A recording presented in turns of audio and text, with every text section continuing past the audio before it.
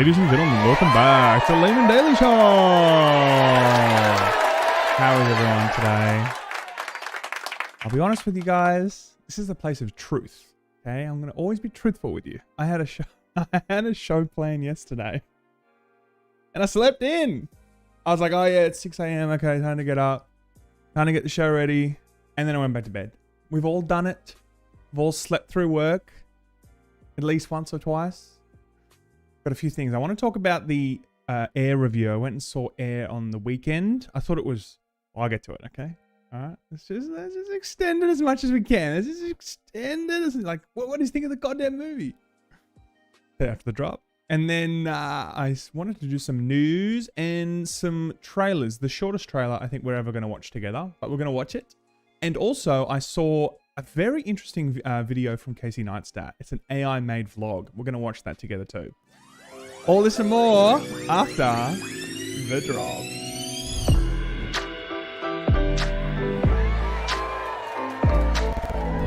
All right, how's everyone in the chat? Leo with the exclamations. Drop, drop, drop. We got the drop. That's what we wanted.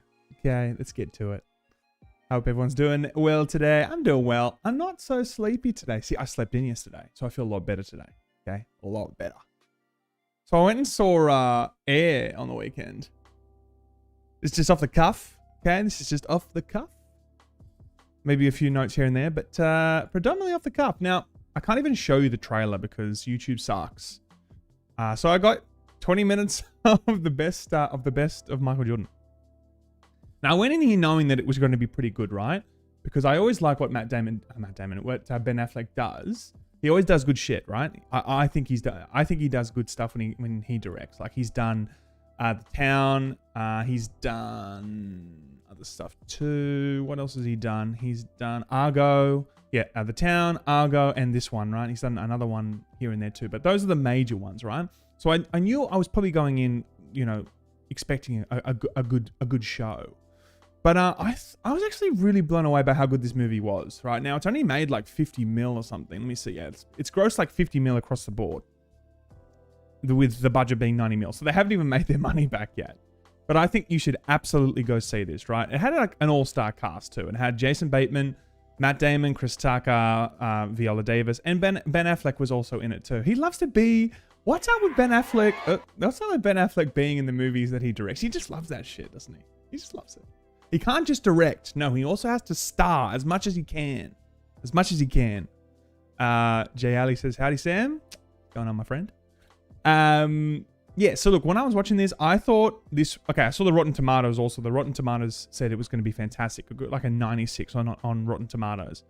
But let's just start with like the story itself. You probably know what the story's about. So it's about Michael Jordan didn't know which shoe brand to partner with. He was originally wanting to go to Adidas. Converse was also trying to get him.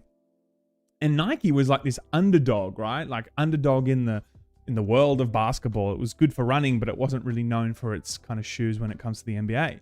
So it's that whole story, right, of bringing Michael Jordan on. And if you guys saw The Last Dance, you would have seen there was a little bit of a few segments in that show of kind of how he kind of chose that. And it was very much to do with his mum, and his mum actually brought him to Nike. But the pacing of this movie, man, the pacing feels really, really good. Like the entire thing, you're constantly feeling like there's always something on the line here. Matt Damon's character, like his career is constantly on the line, and he continues to just put more and more on the edge to make sure that, you know, he pulls through here. Because if he doesn't pull through, he's getting fired. And that's like the best thing about this film, like the pressure of this film, like the constant pressure is keeping you on the edge of your seat. Like you really want to know what's going on here. You genuinely like, okay, cool. Like I know how this ends, but I want to see how this gets there, you know? And Matt Damon, of course, has a great performance there, but also Chris Tucker. Chris Tucker's, I saw in the comment section there about Chris Tucker. Yeah, Chris Tucker is in this, and he's done it. Look, he did a good job, but don't expect him to be playing a major role here. He's very much kind of like a side character, right? He's there for maybe, I would say, no more than 15 to 20 minutes of the film. Like in terms of actual speaking roles and being very much part of it, it's very much Matt Damon's film, and like he carries this entire thing. But like Viola Davis, like Michael Jordan's mum, like she does a fantastic job, and there's a lot of intimate scenes with just like her and Matt Damon's character, and like they're just kind of figuring out what they're going to do here, and she's very much making those decisions. Well, at least trying to steer Michael Jordan in the direction of Nike, right? At least for him to consider. So she plays a major role here. And look, you know what? Ben Affleck, he did a good job. Like, Ben Affleck did a good job here. Legit, I thought it was good. Like, you know, it's a lot for a director to take on, to not only direct a film, but to also to star in it, right? Or play a major role. He played the CEO of Nike. And he did a really good job too. So in terms of the cast did a fantastic job, and it definitely worked. But I would say in terms of some of the choices, I like some of the choices, but I think some people aren't going to like some of these choices, right? The first major choice was not showing Michael Jordan, right? They didn't show him. Now, I don't think that's a spoiler, right? Like, fuck, whatever. It's just like in a lot of the scenes, he's there, but he's not present in terms of you don't see his face. There's no dialogue from him, or there's like one word he'll say. The entire story is intentionally about Michael Jordan's mother and the Nike staff. So don't go in expecting that you're going to see anything from Michael Jordan. I think that's important, because when I walked in, I was like, I'm expecting to see some stuff about Michael Jordan. Like, you know, are we going to see him through this kind of narrative process? But not really. And I think looking back now, I was a bit disappointed when I first was seeing the scenes kind of unfold and there wasn't any actual like dialogue really from Michael Jordan, or no face. It was just like the back of his head when he'd like walk into Nike, or like he'd be sitting in the boardroom and everyone would be talking and he wouldn't be saying much, right? But like he was a young kid also, so naturally they want to maybe convey what really would have gone on there, where it would have been maybe the parents asking those questions more than Michael as a young child, right? But yeah, so in that regard, I think that was the first thing that really stuck out to me. I think the second thing for me was it just felt like it was jumping between comedy and being quite serious, and I think that worked a lot. But there was some, like, the guy that made the shoe, I think the guy that made the shoe, who's the actor's name? Which one is it? Where is he? Matthew Maher. Matthew Maher played the guy that made the shoe, right? So there was a lot of comedic moments that they tried to put in there. I would say that sometimes it didn't land, like it almost borderline on creepy, you know? And some of the, like, but don't get me wrong, it was good what they were trying to do with that character, right? They were definitely trying to give some comic relief, because the rest of it was all pressure, you know? And Matt Damon was definitely just constantly trying to figure out how he was going to figure this out, right? So in that regard, it definitely needed some moments where it kind of took a step back and laughed at itself, you know? But I definitely felt like they leaned on that a little bit too much. Someone said here, Anza said, how's Ben Affleck's direction? Also, glad to see you back, brother. Love you, appreciate you, man. I like Ben Affleck's, what he does. And that was kind of my next point, really. I think what Ben Affleck does when he directs something like The Town, for instance, it's usually quite dark, quite menacing, or it's at least quite mature, right? So whenever I've seen Ben Affleck direct something, like Argo, quite mature, a lot of pressure, you know, he's very much about the pressure. But like, I think a lot of movies in general, a lot of good scripts are all built around what's the pressure? Is there a geographical pressure? Do we have to get somewhere? Is there a time that we have to like get something done? Or is there someone we need to save? And if we don't save them in time, they're going to die or something.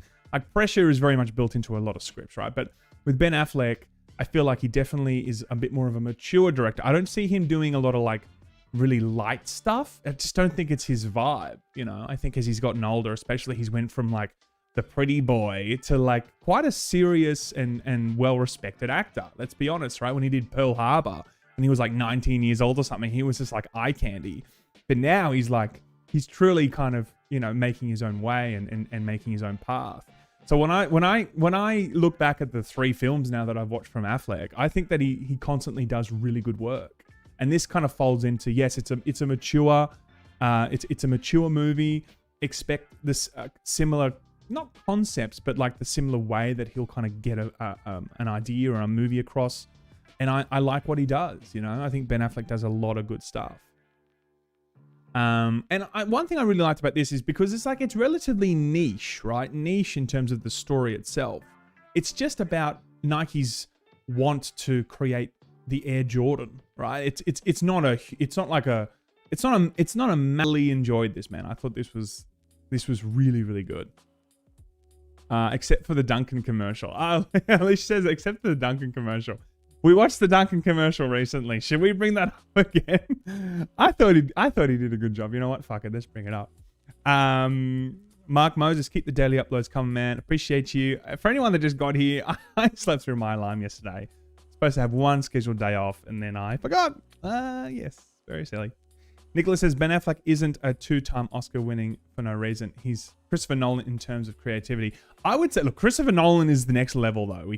I don't know if we can put him on the same level as Christopher Nolan, but what I will say is his basket of talent is pretty crazy, right? When you look at Ben Affleck and what he can do, he is a phenomenal actor. And I think also, you're right, like creatively, he knows exactly what to do with these types of films and he delivers. And I think that we'll continue to see him do really, really good directorial projects for sure. Quattro said, did it start? No, we haven't started yet. We're just waiting for you. We're just waiting for you, man. Appreciate you here. Now, guys, we can start the review again. What do you reckon? We can just start it from the beginning now. Because he's here. Finally, he's here. Mel Gibson. Look, okay, Leo, Mel Gibson, for all his ups and downs, you cannot knock the man in terms of his directorial ability with Braveheart. He directed Braveheart, right? Passion of the Christ. Not only, and Leo says, Mel is an Aussie. No, he's actually from the US, but he grew up in Australia. I know that because, because you got to know who's from here, who isn't. Okay, who else isn't from here? What's his name? Russell Crowe. He's not Aussie. I think he's from New Zealand. Pretty sure he's from New Zealand. Hugh Jackman, born and raised. Yeah, but I definitely like Mel Gibson's work, and I know he's had some troubled past, but I think there's a separation between his work and his personal life. That's for sure. Nicholas says Ben Affleck is definitely on the level of on his level in the creative front. Okay. Also, fun fact: Matt Damon made the most money on the film outside of Bourne's films. Really? Shit. See, Ben Affleck's like, I got you, buddy. I got you, Matt. We're good mates. I'll pay you a bucket load because you're a mate. This film isn't going to be making a lot of money though. That's the thing. Yeah, I think Russell Crowe's a Kiwi. I'm pretty sure Russell Crowe's a Kiwi. But look, all in all, I think this is a really good film. Definitely worth checking out if you want to know more about Michael Jordan's journey and also Nike's journey. Definitely worth it. But the film itself, even if you don't really care about those things, it's a really good film. Like, it's worth seeing. Even if you just want to see what else Matt Damon's up to, and also Ben Affleck in terms of his directorial next project. Definitely worth seeing. Loved it. I also saw, speaking of Russell, I went and saw The Pope's Exorcist. I'll do that in another video. I got some things to say about that. Don't think Russell ever directed though. No, I don't think he did. No, we're just mentioning people that are from Australia that are big stars. Yeah, so definitely go and see this. I would definitely say it's worth it. But apart from that, what else is happening in the world of gaming, everybody? This is interesting, right? So I showed a trailer maybe last week sometime, right? Of Nintendo. Someone did a mod where you can play multiplayer in Zelda Breath of the Wild. A lot of people were really excited for it, and it came out earlier last week. Now, the guy that put this up, Point Crow, Eric Marino, has been pretty much just like, his entire channel has been now attacked from Nintendo. So if you look at this is the amount of DMCA takedowns and claimed by Nintendo. All his stuff that he's done, because he's been very much on the forefront of creating that mod and promoting that mod that you can play multiplayer, right? So let's just have a look at it quickly. Fun. Being able to explore the land of Hyrule with another person makes it feel way less lonely. And of course, when you're getting juggled by multiple guardians, it totally helps to have someone else divide their attention. Just don't accidentally blow your friends up when you're walking around with a bomb in your hand. So, of course, I wanted to take on something a bit more challenging. So we took the multiplayer experience to Calamity Ganon. And man, that was fun. I'll be releasing a full video on that soon, so subscribe now if you want to see it. There's nothing more satisfying than multiple links tearing into Calamity Ganon. It's honestly magical, but Breath of the Wild with Look, I would say, so ultimately he's been hit with over 28 now copyright strikes from Nintendo, because he again, he was very much on the forefront of making this whole thing like happen. They've also hit him for like with copyright strikes with his Wii Sports stuff. Like they're just going after everything and anything. And we've seen Nintendo do this before, right? This is not the first time when someone gets on the bad side of Nintendo and they're like, you know what? We're just going to destroy your channel. We're just going to like copyright you to hell. Like we don't really care. And I think that's really crummy, right? Now, here's the thing. When you make any sort of IP, if you make any sort of iteration of something from an IP that's owned by Nintendo or Sony or whatever, like I understand where Nintendo's coming from. Like they own that. They should be able to kind of say yes and no to something that's going to be played by a lot of people. Like I understand that to an extent. But okay, in the trailer that we originally watched last week, now I can't find the trailer now because it's been taken down. It did say, for everybody that's already pre-purchased the game, this is an add-on. So it was very much about someone that's already purchased. It was promoting firstly purchasing the game, then experiencing some mods off the back of that, right? So these modders weren't saying, hey, we've got a free Breath of the Wild for you. Come check this out. Don't worry about buying the game. In the trailer, they were still very much promoting the idea of purchasing the game. So I feel like creativity when it comes to like being able to play something that's been made by modders that can be really cool and exciting and different, there should be a space for that, man. There should be a space for that. There was a lot of hype around this. A lot of people were very keen for this. And I think that Nintendo's just scared of losing control over their creative IP and setting a bad precedent in the modding community. Like I get that. But going after his channel and like copyright striking Wii Sports videos and shit, it's like, come on, man.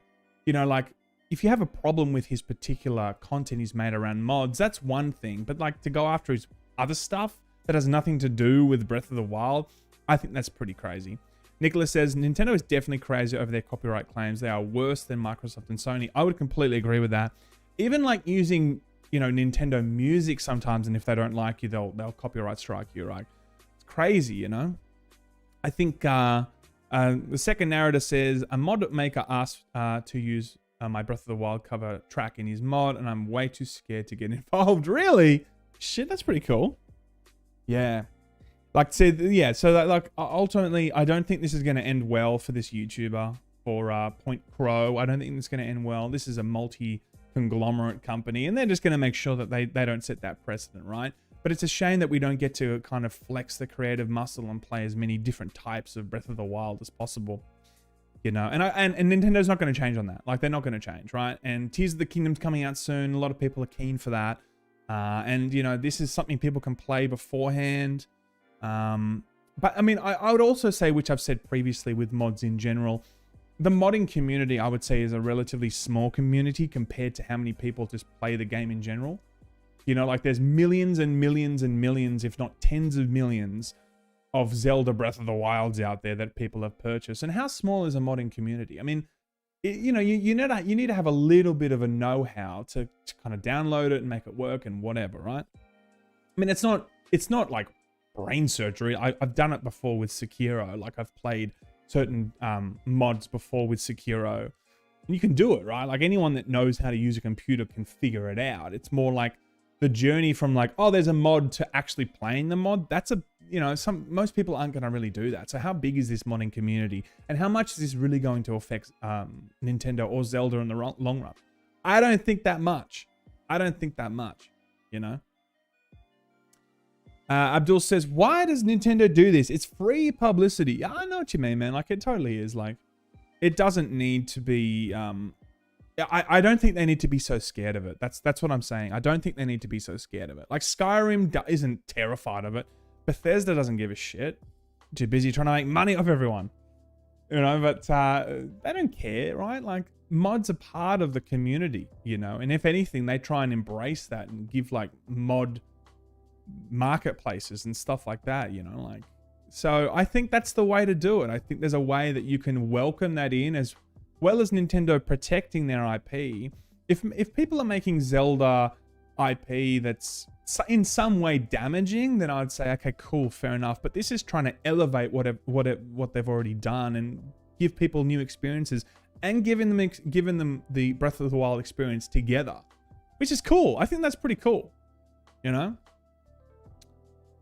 Diablo 4 is gone gold. I'm so excited for this. Who else is excited for this, man? I fucking loved the beta.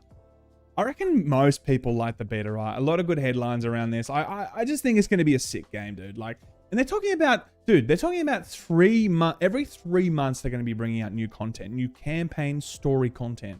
That's a lot. That is a lot. That's like Overwatch season stuff now, where there's a new hero and or there's a new map or something. But like making a new hero or making a new map is nothing compared to creating. I think it's a lot more than, you know, creating entire campaigns and story-driven kind of scenarios every 3 months within the Diablo world. That's a lot, right? Because not only can they just like they can't reuse certain areas over and over again. Although I'm sure they will ever so often, right? Because it's a lot of work. But story-driven content will usually require new areas, new dialogue, voice actors. They have to jump on, they have to write the scripts, they have to make it all happen. They have to make it good, you know?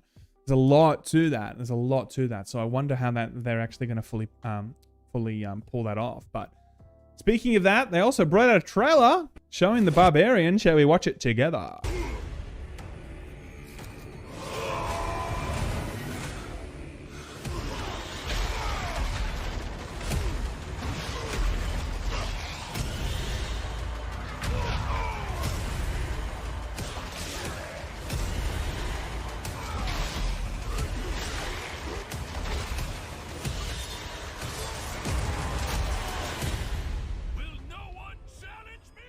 Who's excited? I'm excited. Temporary just said, lol, Bethesda embraces mods because they need modders to complete their buggy games. It's so true. It is so true, actually. How many games have we seen from Bethesda where like a modder will bring out a better version of it? I mean, it's just sad at that point, right? It's like, well, Jesus. The community fixes your game? Come on. Come on now. No, but I think, just quickly back on that, I think, yeah. Modding is here to stay in so many franchises. There should be a place for Nintendo. So excited for Diablo. Totally. Nicholas says, I finished Horizon Burning Shores this afternoon and I loved it. Can't wait for the third game to round out the trilogy. I didn't really play it, actually. I didn't really play Horizon Forbidden West. I didn't actually play. I played a little bit of Zero Dawn. But I didn't play a lot of it, man, to be honest. I don't know, it just didn't really grab me. Like it didn't really make me go, yes, I definitely want to do this. Oh, we got a super chat. I don't want to miss the super chats. I appreciate you. Alex for $9.99 freedom dollars. Thanks, man. Hey Sam fan, glad to see you back. Your channel has got me through tough times because of your chill, fun content. Cheers, man. I love you, man. Thanks so much for that. I appreciate that. Yeah, so Diablo is looking good. What else? Peaches, man. Okay, this is kind of cool. Peaches from the Super Mario Bros. Movie has been added to the Billboard's Hot 100. This is just going strength to strength. I'm actually surprised how strong this Jack Black's. This is Jack Black's moment again. After Tribute, there was Tribute, and then there was this. No, look, I know there's a lot of Tenacious D fans out there, but for me, I'm like a casual Jack Black Tenacious D fan, so it's like Tribute was great, and the next one is Peaches, and Peaches is great. I actually think Peaches is great. And you know what? He was actually, when they were first filming this, he didn't want to do Peaches. He didn't want to sing in this. He was a bit apprehensive about it, and they're like, no, you got to do this. This is going to be really good. And he did it, and it totally worked for him, right? So I'm glad to see that. Glad to see that. Speaking of that, I saw this also, Super Mario Bros. Passes 500 million. Now, this is old news now. This is like when did I say this? The 15th. I saw, like, yesterday, it's now at like 630 million or something. This is a $1 billion IP. This is Cliffy B. He really wanted the $1 billion IP. Okay, now, there's no doubt in my mind.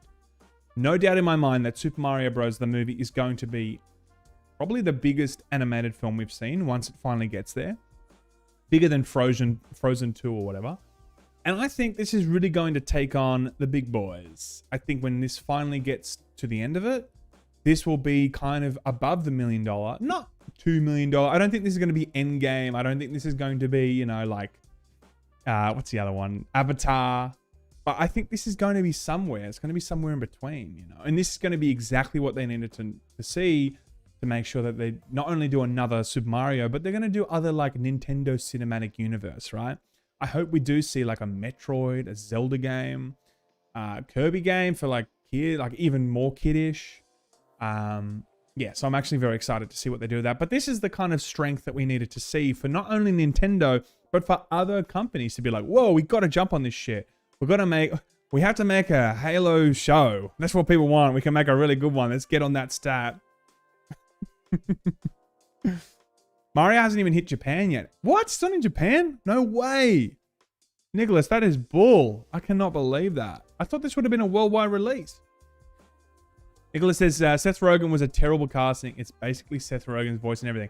I would agree. It's pretty much Seth Rogen. There's not a lot of difference there. There's really not a lot of difference there. But, you know, whatever. We need a death match between Jack Black and the Let It Go chick now. Well, we know who would win. Bowser would clearly win. All right. She can, like, freeze him, though, right? She can just, like...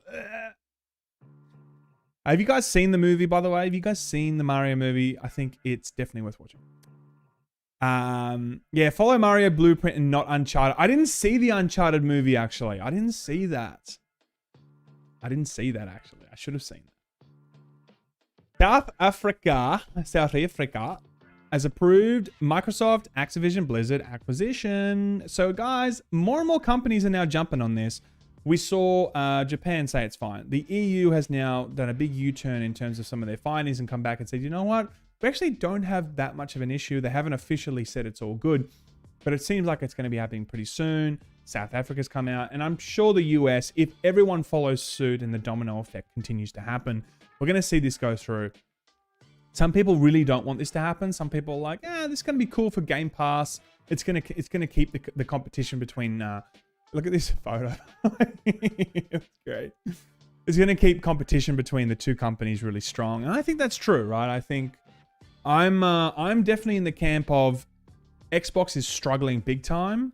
They need to have as much competitive IP as possible to keep a pro-consumer environment between Sony and Xbox. Because if Sony continues to pave the way and become just the more and more dominant platform, it's going to give free reign, I think, to Sony to charge whatever they want and do whatever they want, you know. And I think that as much as we don't like this particular acquisition, because it may mean that more acquisitions are going to be coming in the future. I mean, this does open the floodgates for like EA, maybe Ubisoft in the future, and this is a precedent for these anti-competitive commissions to be like, well, we've let Activision through, we have to let EA, we have to let Ubisoft, right? Like, maybe that can very much happen. But in a world where we don't have any sort of competition between Sony and Xbox, I think that's a little bit more dangerous. I truly think that's a bit more dangerous than this acquisition going through. And look, a lot of people on Game Pass, and you know, it's going to get, it's just going to be a lot of value for people if they see day one stuff from all across the Blizzard platform, day one stuff on Game Pass, Call of Duty on Game Pass, all that kind of stuff, right? I think that's actually going to be really cool. Well, you know, there's some stuff it's nuanced, right? But overall, if it has to happen to keep Xbox competitive, I'm all for it. Sat says, hello from Southwest UK. Watched the Mario movie earlier. It's okay. 6 out of 10. Get out. Nah, you're out. How dare you say that? Okay? Unclap. Everyone, I usually say clap for good things. Unclap. Everyone, unclap. You know what, man? If you didn't like it, that's okay. It's all right. I loved it. I truly loved it. And the critics didn't like it either. But I didn't agree with the critics. Crystal says, I want Activision to whip Bethesda into a decent company, pumping out Fallout and Elder Scrolls. I don't know when we're seeing Elder Scrolls, man. We've seen a trailer that was like 6 seconds long showing some greenery with the logo. That was like 4 years ago. Like, truly. That was forever ago. I don't know what's going on. I don't know if... I think it's at least 3 to 5 years off. Like, legit. It feels like it's just... They wanted to show something in that presentation to show that there's things happening, but they got no idea. Right? Starfield, though. Starfield's coming out. They got a dedicated show this June, actually, just to show that. So I'm going to be watching that. I might even watch it live with the fam. Why not, right? We've already seen that. Yes, we've already seen that. Okay, got to show you this, guys. Hot off the presses. The Pope playing basketball. AI generated. That looks really good. Like, I really think that actually looks really freaking good. You know, the AI stuff's getting good. He's so happy. He's so happy. But like, it looks so, everyone reacting to it and stuff. Like, AI, man. AI's here to stay. And speaking of AI, I watched this actually yesterday. Well, I only watched the first minute. I thought we would watch the Casey Neistat made in AI. And AI, okay, so he made a vlog and the entire script is made by AI. Let's watch this together.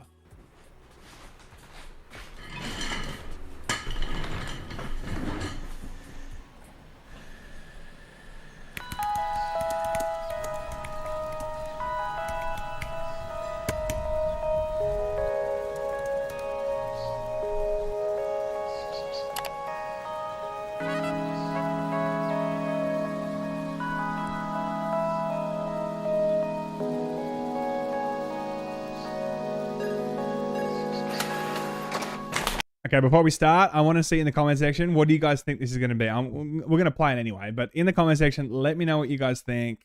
Do you think this is going to be a good script or a bad script? Okay, let's see what happens.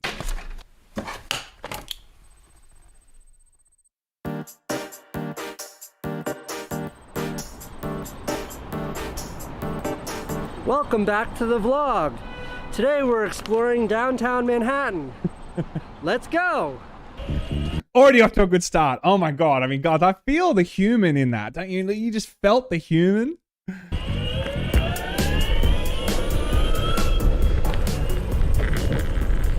Downtown Manhattan is such a vibrant and diverse part of the city. This right here is One World Trade Center. It's an iconic landmark and a symbol of strength and resilience. Yeah. It even says what to shoot, like drone shot, aerial view. Like, that's crazy.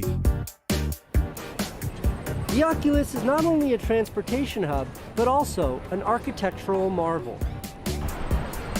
What I love about this vlog is it's so factual. You know, it's just about the facts. It's not about the emotional. It's not about the experience. It's just about the facts with this AI. Let's take a quick look inside Brookfield Place, one of my favorite spots in downtown Manhattan. This is the Winter Garden Atrium. It's a great place to relax, grab a bite, or just enjoy the view.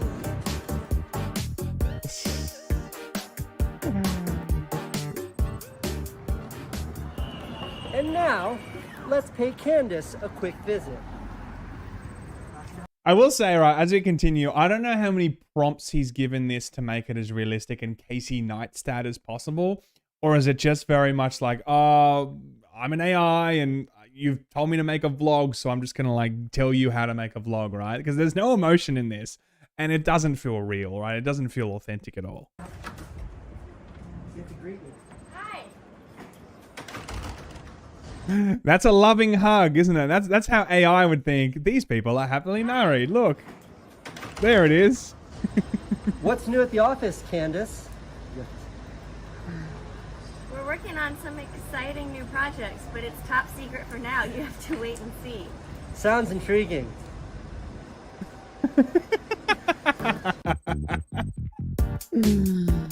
Oh man. Battery Park is a great place to unwind and take in the views of the Statue of Liberty. There she is, Lady Liberty.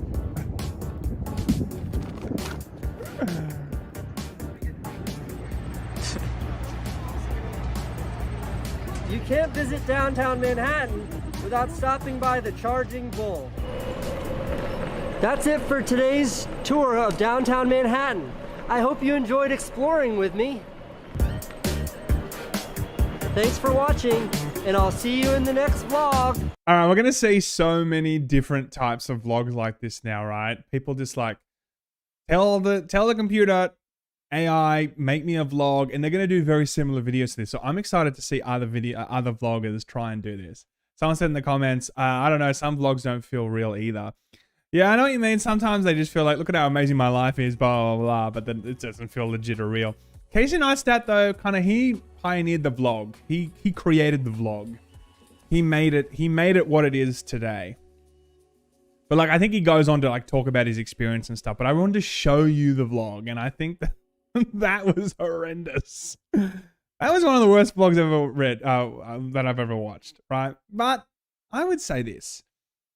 AI is so new. It's so new. And you've got to give it the right prompts, right? You've got to give it the right prompts to make it work properly, right? But there is going to be a time, maybe in the next 5 to 10 years, where AI is like doing so much. Like, you know, a movie script is written, and then they might just like pump it through an AI to like tweak it to find different suggestions. Vlogs are going to like find out what the best spots to do certain aerial shots and whatever. Like, AI is going to be doing amazing stuff in the future, but it's so early. But it's good to make fun of AI because it is new and it is still very robotic, but there will be a time when we don't even realize that someone has used an AI, you know, chat GPT or whatever to make certain things. You asked for Skynet, Satnav says. Your name is Satnav. That's very Skynet, actually, Satnav. Okay, that's very... we've got a bot here, everybody. Bot confirmed. So when Skynet, absolutely. I mean, it's crazy. I was watching a trailer yesterday for Her. Remember the Joaquin Phoenix film? And like Scarlett Johansson's like talking in his ear the whole time. Dude, that is maybe 5 to 10 years away. That is easily 5 to 10 years away. Where you have something in your ear and you're like, oh my God, finally someone loves me. Finally someone loves me. Like, AI is moving so fast. It's only a matter of time before an AI is in your ear if you want it to be, and it can just be your companion all day. And it learns with you, it chats with you, it remembers previous conversations you had, it remembers moments it experienced with you, all that kind of stuff, man. Dayu says that's because he is delivering it with a fake ass exaggeration. Yes, I agree with that. He definitely did like ham it up. He lent into the fact that he didn't believe it. Casey didn't believe it, right? But even if he did believe it, I would say that would still be a subpar vlog. Even if he delivered it with the right kind of vocal authenticity or whatever, I would still say that would not be a normal standard for any kind of vlogger, especially Casey Neistat. Right now, AI is still a good starting point, Normalizable says. Like that script was crap, but it probably took less time to feed it into the AI than to write an outline. I agree with that, right? The entire thing was made in like, what, a millisecond, and it probably took Casey, 30 seconds to type it in for it to kind of spit out the entire script. So it's early days, but it's going to be interesting to see what they do in the future with this. Only the beginning. Only the beginning. Final Fantasy 16 surpasses Legend of Zelda Tears of the Kingdom and sits on top of the Famitsu's most wanted game list. I call bullshit. No way. No way. You're telling me that people aren't more excited for Tears of the Kingdom? Final Fantasy 16 though does have a very dedicated fan base, and but I'm gonna be honest. I'm more excited for Zelda. You guys tell me in the comment section. Do you guys want like Final Fantasy 16 more than Tears of the Kingdom? Zelda comes around. Well, you know what? It's taken a while for previous. When was the last Final Fantasy? When was Final Fantasy 15 now? Was it roughly the same time period? No. But I feel like Zelda's like once a console. It legit feels like Zelda is once in a console generation. And Tears of the Kingdom, I bet from the previous stuff that we had read over the years, the Switch OLED was going to potentially be the next Switch, but chip issues and whatever, they just decided to do the OLED and keep this generation going for a bit longer. But I would suspect that they originally thought that Tears of the Kingdom was going to be for the next generation. So I don't know. I'm not the type to be overly, Nah. Zelda number 1, Final Fantasy number 2. Clean. Easy. Marjorie Prime is an awesome AI movie about companionship with deceased loved ones. I haven't seen that. I actually might watch that then. Legit. You know how people say, oh yeah, we should go for a beer sometime. Or like, oh yeah, I'll watch that. I actually will probably watch that. Marjorie Prime. I love that shit. I want to see what that's like. Night Tilda, is it any good or is it actually quite a bad film, but just a cool concept? Fate says, rumors are that they will announce a new console after they sell Zelda. This will probably be like a crossover. Maybe Tears of the Kingdom will be on both. And that makes sense, right? They don't want people to like not buy Tears of the Kingdom because they want to wait for the new console experience. But man, Nintendo, dude, it's taken so long for you guys. Like, you are so behind in the console generations now. So many like third-party IPs cannot come to Switch because the hardware sucks now. It's shit. I'm sorry, but it is. It's garbage now. You know, like, we love the Switch. We love it aesthetically. We love the games. Like, we love Nintendo, especially when they copyright 400 people for no reason. Well, there's a reason. But we definitely like their crappy hardware, okay?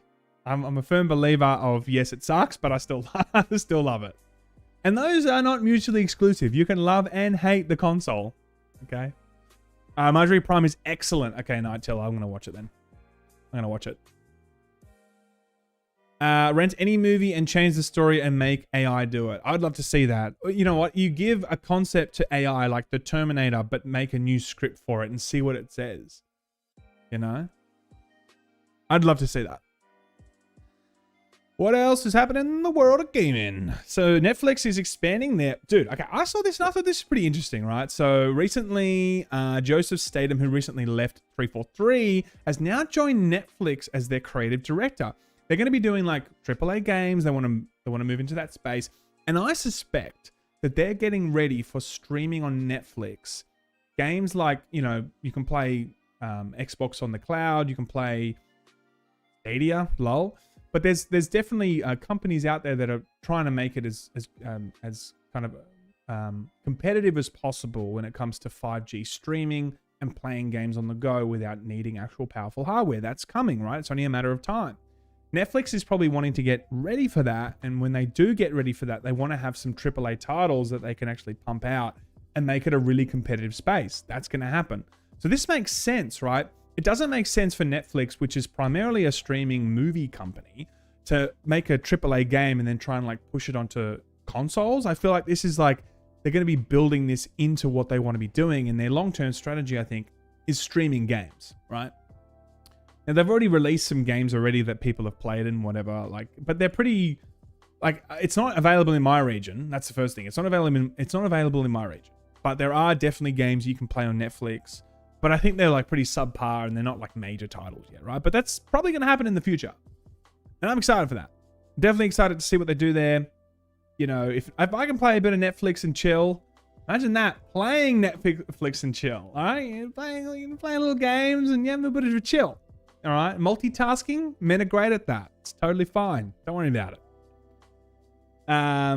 Duncan says, how's Thick Boy Sam? He's thick and he's good, my friend. He's good. Marjorie Prime is free on Voodoo. Maybe I don't have that in Australia. I'll check it out if I do though. Ex Machina was an incredible film. I've watched that before, Nicholas. I thought that was great too. Absolutely. Could be grim on how our future could be. Absolutely. I thought that was an awesome film. Love that. Netflix is more interested in mobile gaming. Can't wait for the Stranger Things mobile game. Look, I think that as much as we don't like it, you know, games on mobile is a big money maker for these studios. It wouldn't be if people just didn't play them, but a lot of people do, right? Mobile is a huge space, and it's going to continue to be a pretty big space. But I think there's also like mobile games is like money, and then AAA games is like street cred. It's like, okay, let's make a game that people really love and revere, and we can be kind of respected as a studio.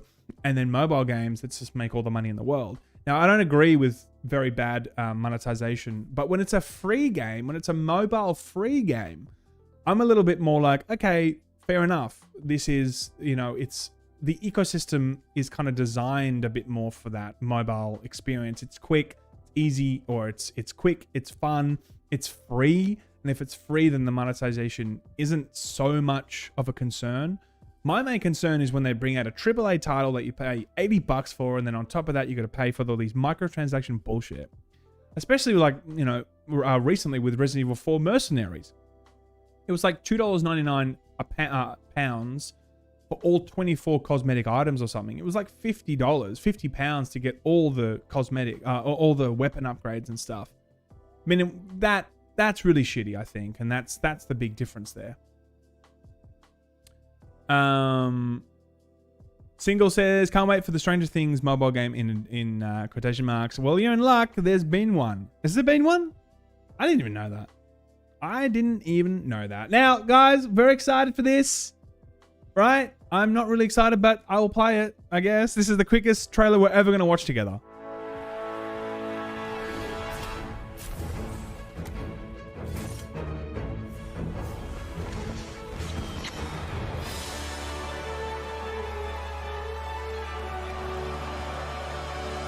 So I haven't actually played, thingy yet. I haven't played Hogwarts Legacy. I really want to play it, man. I'm really excited to play that, actually.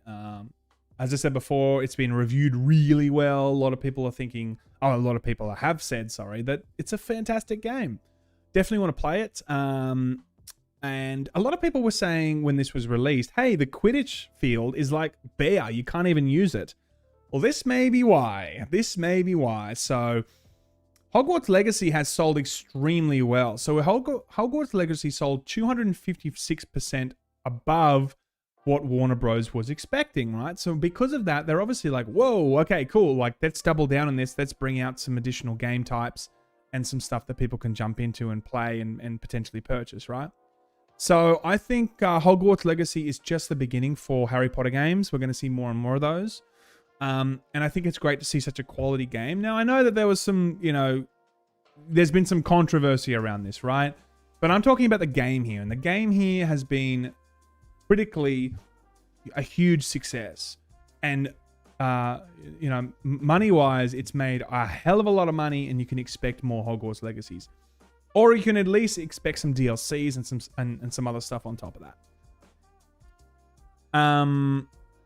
Technically, a single says, technically there's been 3. Each one covers the story beats of each season. Okay, interesting. Style is a bit of like an 8-bit puzzle RPG. I did not know that. Interesting. Alicia Cook, Hogwarts Legacy review, please. Yeah, I might do that in the future, potentially. I might do that in the future. I'd be open to definitely playing that. But yeah, this isn't the last time we've seen Hogwarts Legacy. That's just for sure. There's no way in hell this is the last time. The Last of Us HBO should be around for a while beyond season 2. Now, I said this originally, right? When I first watched Last of Us season 1, I was like, there's no way this is just going to be season 2 and that's it. And secondly, they're probably going to be expanding outside the world that we already know from The Last of Us Part 1 and Part 2. Spoiler alert, if you haven't played these games, then, we know what happens to Joel in season 2. And I won't go into it, but we know what happens, right? We know what happens. He goes golfing, he has a great time, and that's it, really. He just loves golfing, all right? But I think that this is just a no-brainer. And we might not be seeing a new Last of Us for some time, but if we at least see season 3, 4, 5, and 6, that'll fill in a lot of the story. And it doesn't necessarily need to be canon. That's the big point I wanted to make. It doesn't need to be canon. You can make a game that's separate to the story of The Last of Us. It can go in a separate direction. The HBO universe can be very different as it goes on to what we could expect from the games, right? Now, I know that may be a hard sell for some people, but I think it's hard for us to the 4 seasons or 5 seasons come out of The Last of Us, and then we're going to play a game that has the exact same story. Now, we've already done that with The Last of Us TV show, right? But I feel like people might want to see some surprises in the game. If we're going to be seeing 3 or 4 seasons or 5 seasons of this, it'd be nice to see some surprises in the game and allow it to take its own direction also. Otherwise, we're pretty much just going to be playing exactly what we would have seen in the HBO. And I know that sounds a bit hypocritical, because we've already seen that. We've already seen that in the HBO TV show. But it doesn't have to be canon. That's what I'm trying to say. It can be a little bit different. It can take creative liberties outside of whatever they do from the HBO season going forward, because the game takes a lot longer than it'll actually take to make the seasons. Absolutely. Season 2 isn't going to get the same hype from season 1. I don't know, man. I think people are excited. People are excited for season 2, and they did say they're probably going to spread Last of Us Part 2 over 2 seasons. So we're probably going to see Last of Us Part 2 over season 2 and 3. And then after that, we're probably going to see, A news story. A news story. God knows what that is. God knows what that is. Guys, I actually missed this the other day, but this is so bad. Rocksteady has officially delayed Suicide Squad Kill the Justice League again. 2024. 2024. Now, that's not good. The trailer, people didn't love. And obviously, this is just in development hell now. They've obviously had to look at what the community said and thought, you know what, we need to go back to the drawing board and figure out what we're going to do here. Because if they do bring out this game with the current hype around it, I don't think they're going to have a lot of success. So 2024, man, that's a long time. That's a big delay. Sometimes we see 3-month delay, 4-month delay. But, you know, yeah, it's nearly a year. Well, it's 10 months away, right? So who knows what we're going to be seeing from there. But yeah, that was a bit of a meme when we saw that. That was a bit of a meme. Absolutely. They've started pre-production on Season 2. I have no doubt they have for The Last of Us Season 2, absolutely. But again, I don't think we're going to be seeing the entirety of the game, of The Last of Us Part 2 game in Season 2. It's going to be more. I think they've already said that too. House of Dragons ended up being... Nicholas says House of Dragons ended up going for 8 episodes instead of 10. Because it would take it to 2025 release. It's on track for next year since they reduced the episodes. Hectic. I'm very excited for that. I thought that was awesome. I really thought that was awesome. That was an uphill battle for them because Game of Thrones ended in a very bad place. People didn't love what they did, and then people weren't overly excited for House of Dragons, I would say. But then we saw the quality of House of Dragons. It was sensational. It was sensational, and I think that Season 2 is going to have huge numbers. And if the quality is as good as it was before, man, it's going to be sick. I'm going to be so excited for that.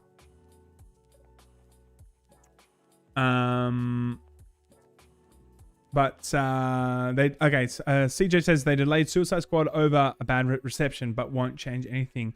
Just want bad press to die. I mean, I don't know, man. Unless that's somewhere that's official, I reckon they've gone back to the drawing board and they're desperately trying to fix this. That's what I think's happened.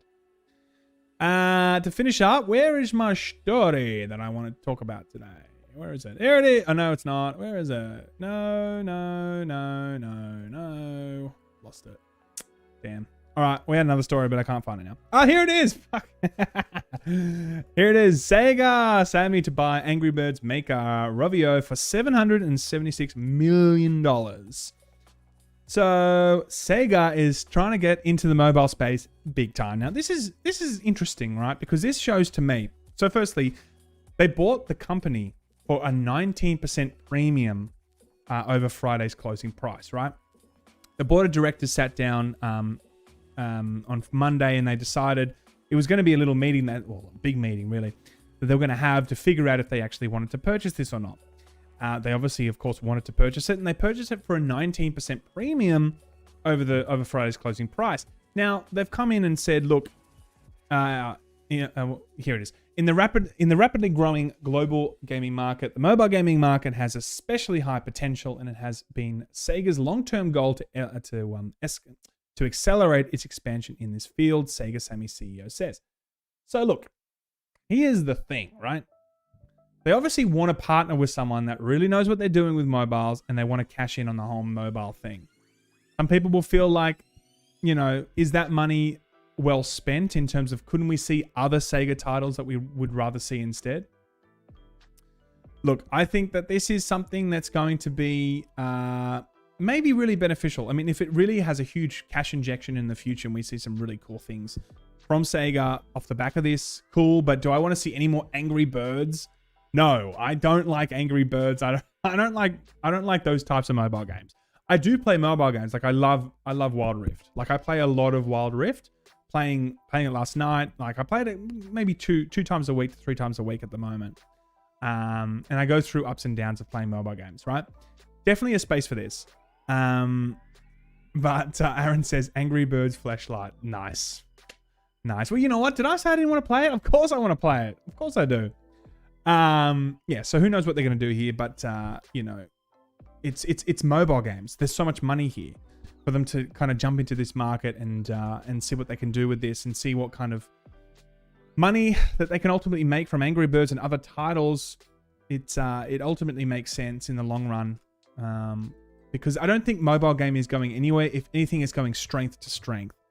You know, I think streaming is going to continue to get stronger and stronger, and more powerful games will be able to be played on mobile, and maybe that'll shift the mobile market somewhat, because they'll need to start competing with games that look aesthetically a lot nicer and deliver a lot more of a AAA experience. But when it comes to gaming companies and developers that understand the gaming market, better to partner up with them. Absolutely. Abdul says, Angry Birds lost a lot of its value over the years. I agree with that. I mean, like, they did the movie and shit, but like, I would still say it's one of the most valuable IPs I can think of. Like, if I think of mobile IP for games, I do think Angry Birds. I do think Candy Crush. Like that kind of thing. It's kind of on that same level almost, you know? So, you know, I think, yeah, so who knows what we're going to see from the future of that. And to finish off, actually, no, this is kind of weird, right? When I watched this, I thought this was a real hand.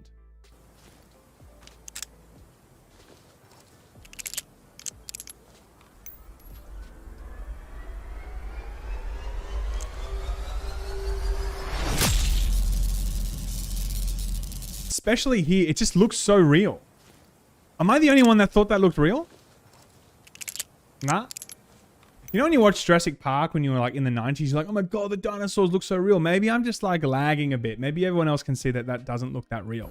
When I first watched this, I thought that looked so goddamn real. And to finish up, ladies and gentlemen, very important video. It's Sopranos, an 80s sitcom. He looks like a bit of a Chad, Christopher. He looks good there. He looks good.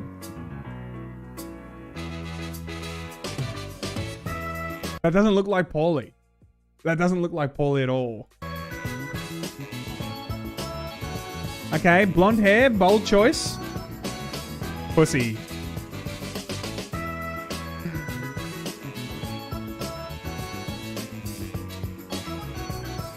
Yeah, I can see that. Yeah.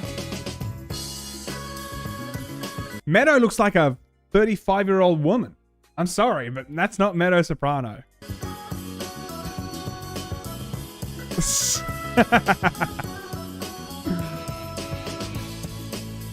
Bobby?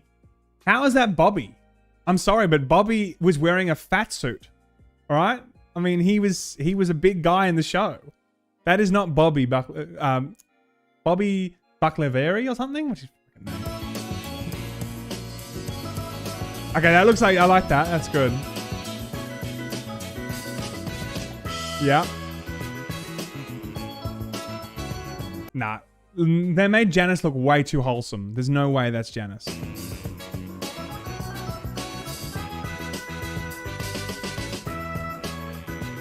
Yeah, I see that. Yeah, I see that. I love these. I just love this stuff. AI, Balenciaga, AI generated memes, and 80s sitcom shit. I mean, why not, right? It's always good. Someone says I'm way fatter than Bobby. It's okay, man. We still love you. It's all good. Don't worry about it. Now I got some other stuff to show you, but you know what? It was because the show yesterday I slept through. So I'm going to show that stuff to you guys tomorrow. Appreciate you. I always appreciate everyone watching, guys. You guys are a good team. You guys are a good fam. I'll see you guys probably tomorrow with more news, reviews, and discussions, and more AI stuff, more trailers, and more fun. What do you reckon? All right, guys. Have a lovely day, and I'll see you guys next time. Laymen out.